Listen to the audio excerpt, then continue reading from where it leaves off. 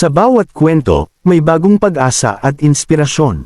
Samahan natin ang Kwentuhan TV sa paglalakbay sa mga kwento ng kagandahang loob, tagumpay, at pagbabago. Handa ka na bang makinig?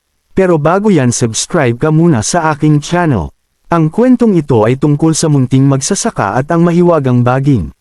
Sa isang maliit at tahimik na baryo sa gitna ng bulubundukin, may isang munting magsasaka na nagngangalang Pedro. Si Pedro ay masipag at mapagmahal sa kanyang taniman. Isang araw, habang siya'y nag-aalaga ng kanyang mga halaman, natagpuan niya sa isang tabi ang isang maliit na baging na tila may kakaibang kislap. Dahil sa kuryusidad, kinuha ni Pedro ang baging at dinala ito sa kanyang bahay.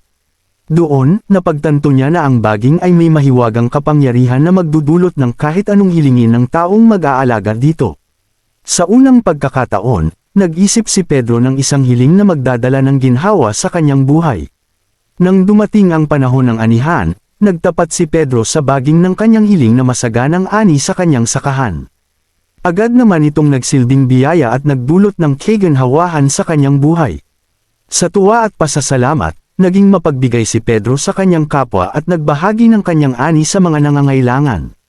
Ngunit sa paglipas ng panahon, napagtanto ni Pedro na ang kanyang pagiging sakam sa biyaya ng baging ay nagdulot ng pagkawala ng tunay na kaligayahan at kasiyahan sa kanyang puso. Sa tulong ng mahiwagang baging, natutunan ni Pedro ang kahalagahan ng pagiging mapagkumbaba, pagtulong sa iba, at pagiging kontento sa kung anong meron siya.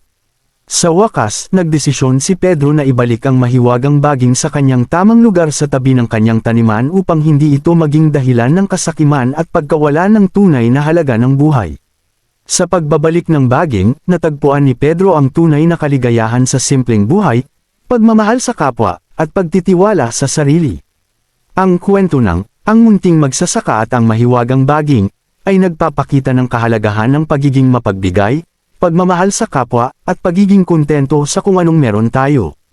Ipinapaalala nito sa atin na ang tunay na kayamanan ay matatagpuan sa puso at hindi sa material na bagay lamang.